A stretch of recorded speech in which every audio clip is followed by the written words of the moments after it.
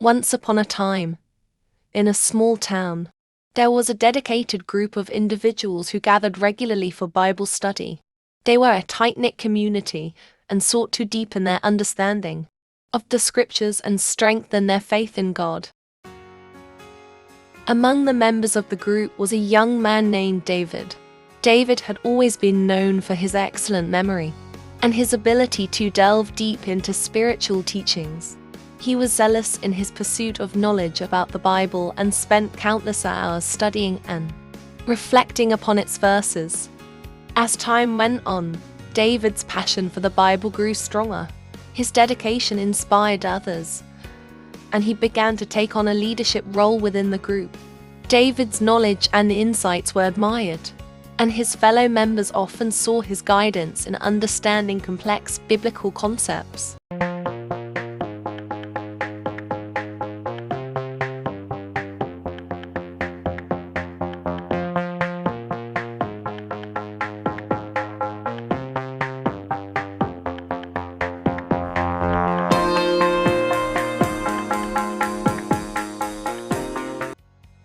One day, during a particularly intense study session, something peculiar happened.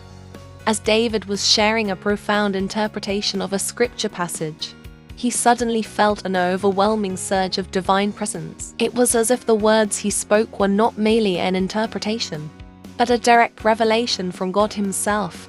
This experience marked a turning point in David's spiritual journey. From then on, he became convinced that he was chosen by God to enlighten others in a unique way.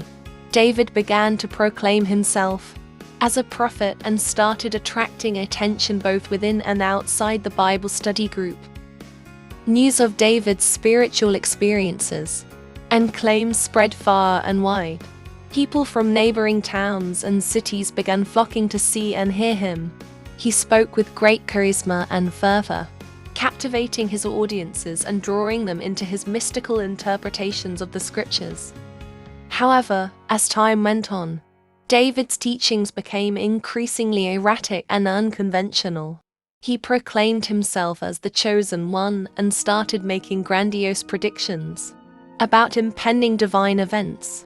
His followers were deeply drawn into his charisma and began to exhibit signs of obsession and even delusion. This phenomenon came to be known as the Jerusalem syndrome. It is a psychological condition in which individuals visiting or residing in Jerusalem develop an intense religious obsession or messianic delusions. For David and his followers, their zeal and obsession with biblical teachings led them down a similar path, even though they were far from the city of Jerusalem. As David's followers became more deeply entrenched in the testimonies of his divine encounters, their lives began to unravel.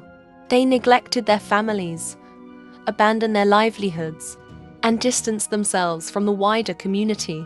The Bible study group that had started with such pure intentions had been overshadowed by a journey into fanaticism. Eventually, David's teachings began to unravel as well.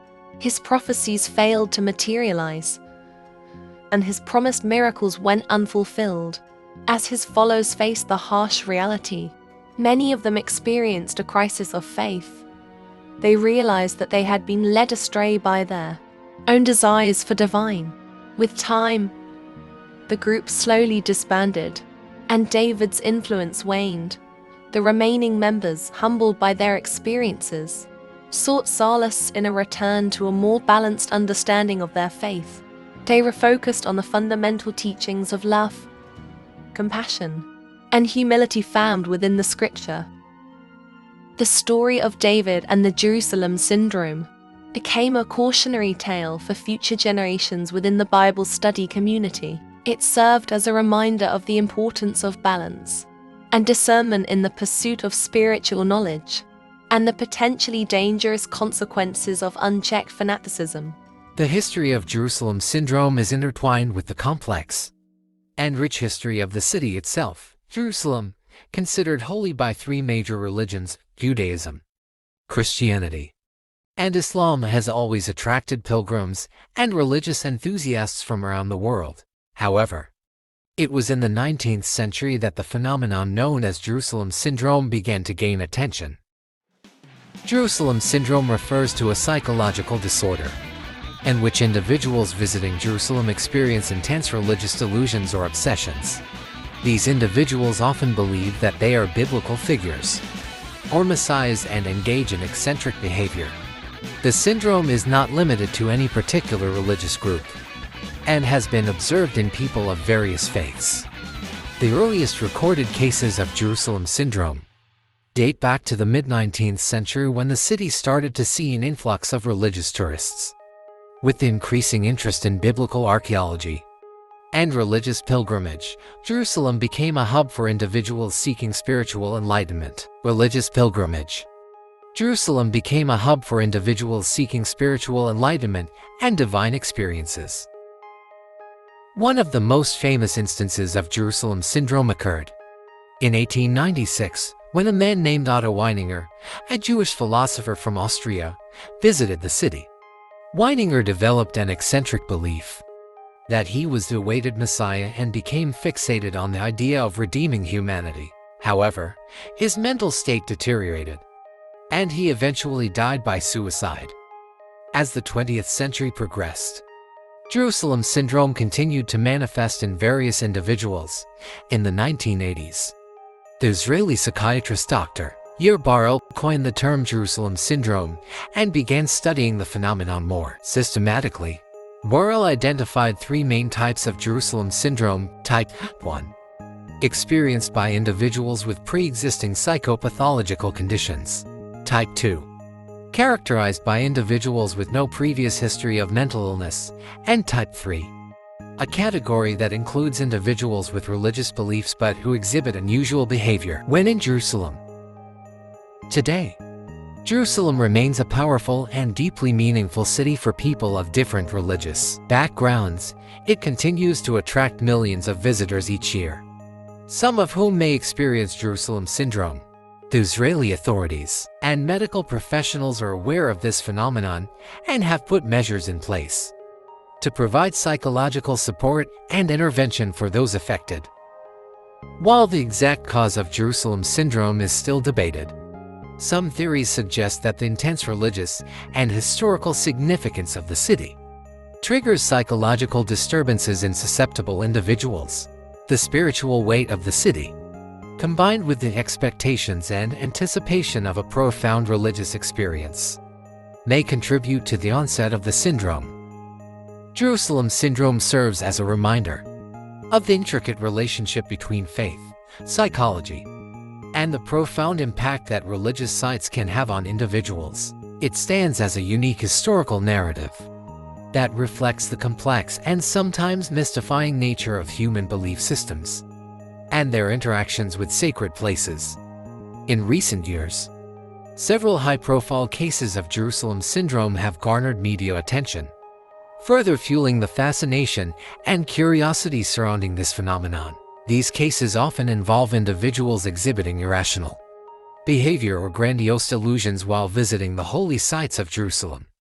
The condition has prompted discussions among mental health professionals, religious scholars, and theologians alike. Some argue that Jerusalem syndrome is simply a manifestation of pre-existing mental health conditions triggered by the heightened emotional and spiritual atmosphere of Jerusalem. Others propose that it may be attributed to a temporary state of dissociation, where individuals become engulfed in a powerful religious experience that temporarily overrides their sense of self and reality. Regardless of the cause or underlying psychological factors, it is clear that Jerusalem holds a unique allure for those seeking spiritual enlightenment. The city's rich history, the presence of significant religious sites such as the Western Wall, the Church of the Holy Sepulchre, and the Al-Aqsa Mosque contribute to its magnetism. The weight of centuries of devotion, conflict, and hope converge here, making it a potent backdrop for intense personal experiences. The Israeli authorities have recognized the importance of addressing Jerusalem syndrome to ensure the safety and well-being of visitors. Efforts have been made to provide support and counseling services for individuals experiencing religious or psychological distress while in the city. Specialized psychiatric units have been established to assess and treat those affected by the syndrome, often with a focus on stabilization and repatriation to their home countries. It is essential to approach the study of Jerusalem syndrome with sensitivity and respect due to the deeply personal and sacred nature of religious experiences. Researchers are continuously working to understand this phenomenon better and develop strategies for intervention and prevention to minimize the potential harm to individuals affected by it. The history of Jerusalem syndrome serves as a reminder of the power and intricacies of religious belief and the profound impact that particular locations can have on individuals' psyche. It highlights the complexities of human psychology and spirituality, shedding light on the profound influence of faith and religious devotion on mental well-being. As Jerusalem remains a city of immense religious and historical significance, it will likely continue to draw individuals seeking spiritual fulfillment. With ongoing research, effective intervention measures, and a deeper understanding of Jerusalem syndrome, society can better support those who experience psychological vulnerability while engaging with this extraordinary city.